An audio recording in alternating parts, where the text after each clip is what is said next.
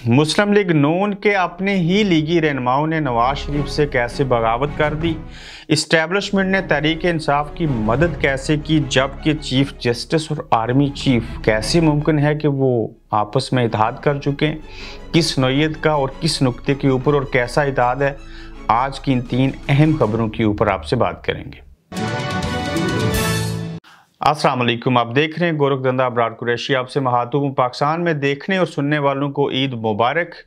आज का जो पहला मौजू है वो ये है कि मुस्लिम लीग नून के लोगों ने, हम ये कह रहे हैं कि अपने ही कायद, अपने लीडर साबिक़ वज़ीर-ए-आज़म मियां मोहम्मद नवाज शरीफ साहब से बगावत कर दी।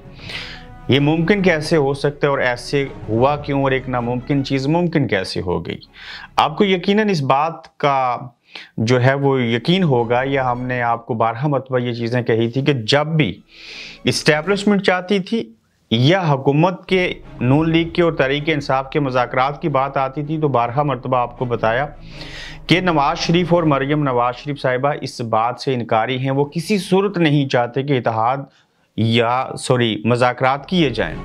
जब वो नहीं चाहते थे तो उसके बावजूद कैसे मुमकिन है कि तारीख भी तय हो जाए, मुज़ाकरात शुरू भी होने वाले हों, कमेटियां बन जाएं, जबकि मुस्लिम लीग नून के खासकर साबिक़ वज़ीर-ए-आज़म और सरबराह नवाज शरीफ और मरियम नवाज शरीफ साहिबा तो ये बात चाहते थे कि इनके साथ लेवल प्लेइंग फील्ड हमें मिलनी चाहिए, और उसके लिए उससे पहले या तो इमरान खान नाहल भी हो, जेल में भी जाए, इलेक्शन भी ना लड़े, हम बहाल हो जाएं, सारे किस्से कहानियां की जाएं और लेवल प्लेइंग फील्ड मिलनी चाहिए, बैलेंस होना चाहिए। फिर इनके साथ देखा जाएगा कि क्या होना चाहिए, मगर मुज़ाकरात फिर भी नहीं होने चाहिए। बिलखसूस इलेक्शन कब होंगे, कब करवाने हैं, क्यों नहीं करवा रहे, इसके ऊपर कोई सवाल जवाब नहीं होना चाहिए। हत्ता कि जो इदारा पाकिस्तान का सबसे बड़ा इदारा है, मजबूत इदारा है, जो तमाम इदारों को चलाने वाला है, अदलिया, उसकी बात नहीं माननी और उल्टा उनके खिलाफ रेफरेंस लेके आना है। जज को वक्त से पहले रिटायर्ड करने की कोशिश करनी है।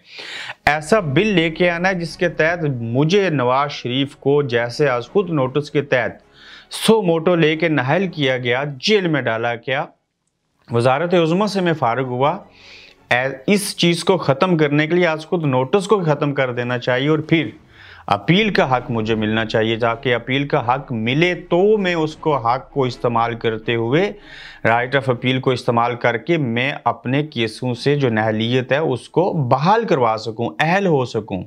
तो जब ये सारे इरादे थे तो उसके बरक्स क्या हुआ कि मियां नवाज शरीफ साहब जो बात नहीं चाहते थे, इसके बरक्स मुस्लिम लीग नून के लीगी रहनुमाओं ने उनके साथ बगावत करते हुए, उनकी बात को ना मानते हुए, रद्द करते हुए जो है एक कमेटी बना दी ख्वाजा साद रफीक और बाकी लोगों के ऊपर मुश्तमिल। और इसी तरह से पाकिस्तान तहरीक इंसाफ ने फवाद चौधरी, परवेज़ खटक, असद कैसर और शाह महमूद कुरैशी, जिसमें शामिल हैं 4 लोगों की कमेटी है, जो तारीख तय हो चुकी है 26 अप्रैल को।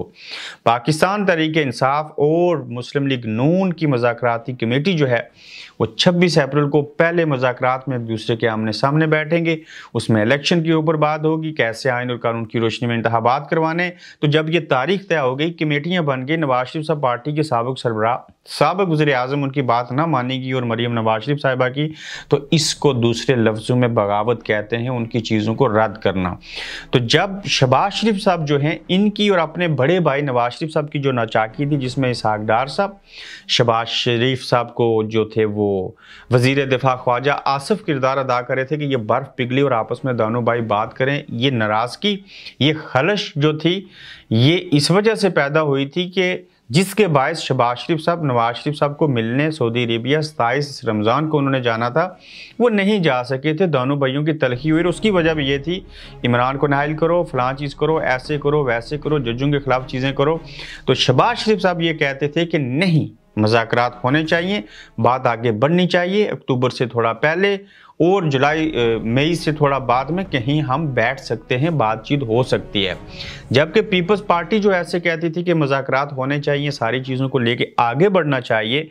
तो जब मुज़ाकरात की बात आई और उसमें श्योरिटी वाली बात सुप्रीम कोर्ट को उसकी श्योरिटी देने का कहा गया, तो उन्होंने कहा नो, कोई भी अदलिया जो है वो इसका हिस्सा नहीं बनेगी। हम जाने पॉलिटिशियन और पाकिस्तान तहरीक इंसाफ के लोग मिल के मुज़ाकरात करेंगे, खुद से बातें तय करेंगे। अब 26 अप्रैल को पाकिस्तान तहरीक इंसाफ और मुस्लिम लीग नून की मुज़ाकराती कमेटी बाज़ाब्ता तौर पे अच्छी नीयत के साथ क्या मुज़ाकरात करेगी, या कि सिर्फ लॉलीपॉप देगी मुस्लिम लीग नून, टाइम गेन करने की कोशिश होगी, या क्या होगा। ये 1-2 इजलास होने से पहले, चूंकि 14 मई तो इलेक्शन की तारीख है, 26 अप्रैल से लेकर 2-3 मई तक ये भी बात सामने आ जाएगी कि वो कितनी दिलचस्पी रखते हैं, और पाकिस्तान तहरीक इंसाफ को समझ होगी कि क्या इस मुज़ाकराती कमेटी के साथ मज़ीद बातचीत करनी चाहिए या कि नहीं। वरना पाकिस्तान तहरीक इंसाफ के पास वो लाए अमल जो पहले से उन्होंने बना रखा है वो मौजूद है। क्या है? सड़कों पे आएंगे, एहतजाज करेंगे, और एहतजाज करते हुए हम आगे बढ़ेंगे, और अपना हक मुज़ाकरात से ना हो सका तो दूसरे तरीके से लेंगे।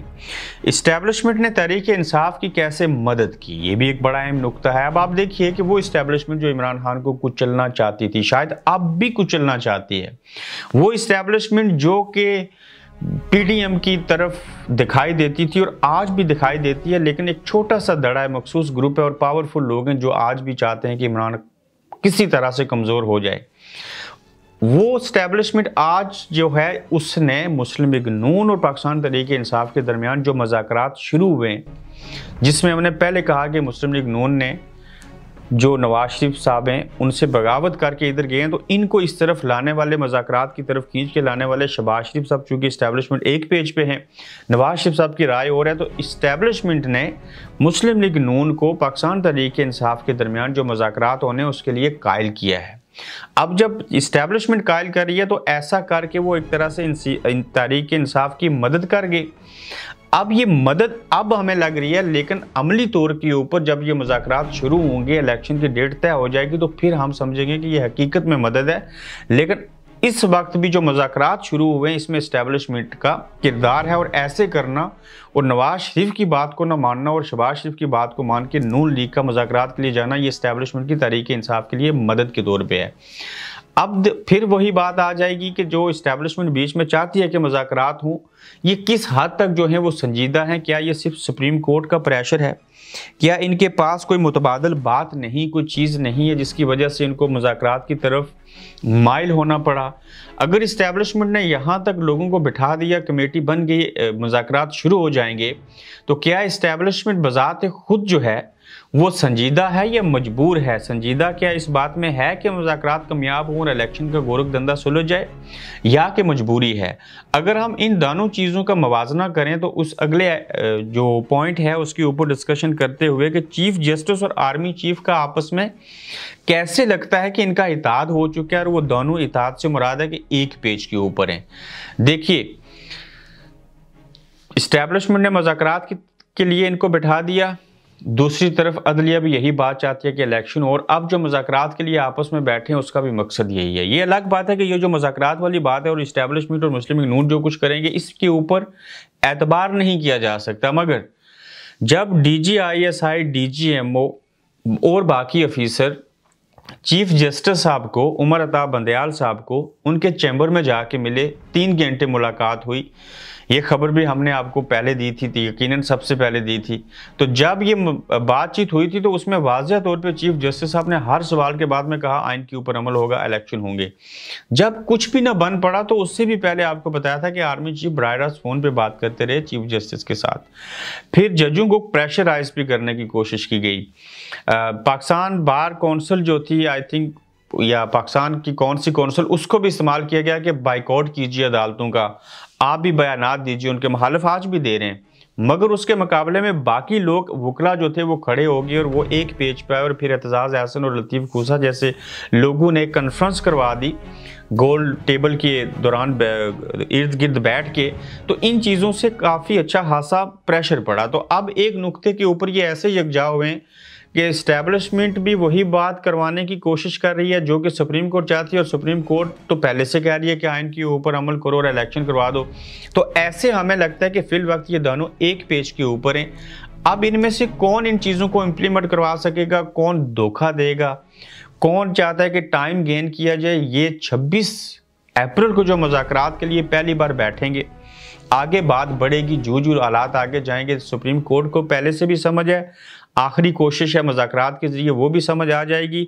लेकिन ये मुज़ाकरात जल्द अज जल्द इसलिए होंगे ताकि 14 मई वाला जो उनका फ़ैसला है उससे बात टले ना और इलेक्शन की तरफ हम जाएं, या फिर इनको सुप्रीम कोर्ट के फ़ैसले की खिलाफ वर्जी करने वाले 4-5 लोगों को नाअहल कर दें, चाहे उसमें प्राइम मिनिस्टर क्यों ना हो, वज़ीर दाखिला क्यों ना हो, उसमें वज़ीर दिफा क्यों शामिल ना हो, और वज़ीर ख़जाना समेत जो एलिमेंट शामिल होंगे उनको हम नाअहल भी कर सकते हैं। आप देखिए, जो पार्लियामेंट, जो इस्टेब्लिशमेंट चीफ जस्टिस को फ़ोन करते रहे, DGI SI और DGMO उनसे मिले, पूरी कोशिश कर चुके, रेफरेंस दायर करने की पार्लियामेंट के जरिए कोशिश की गई और लॉज बनाए गए, इनके फैसलों को सरे से तस्लीम करने से इनकारी होगी पार्लियामेंट, और वही इस्टेब्लिशमेंट जो जजों से जाके ISI और बाकी मिलते रहे।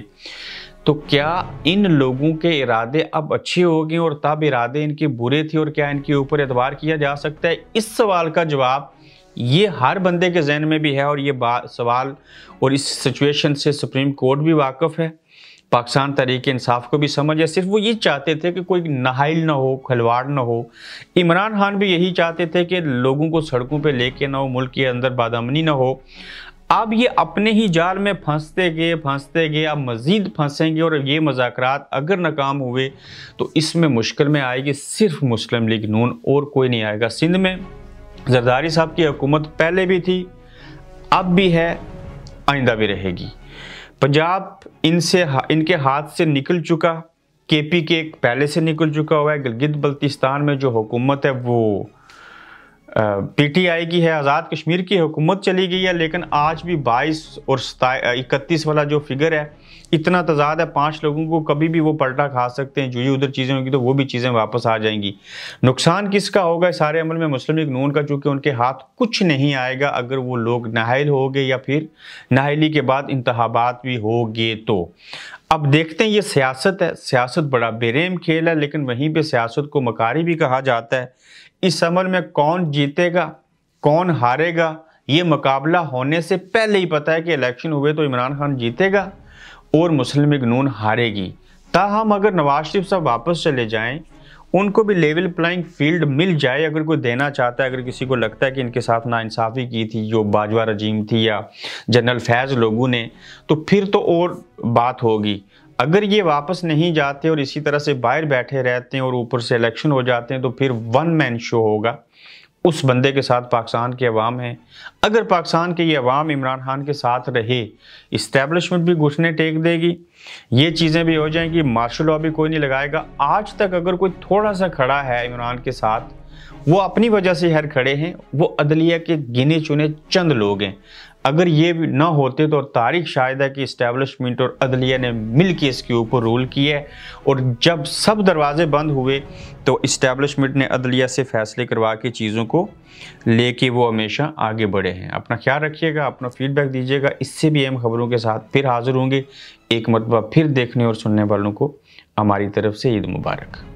आप देख रहे हैं गोरखधंधा अब्रार कुरैशी के साथ।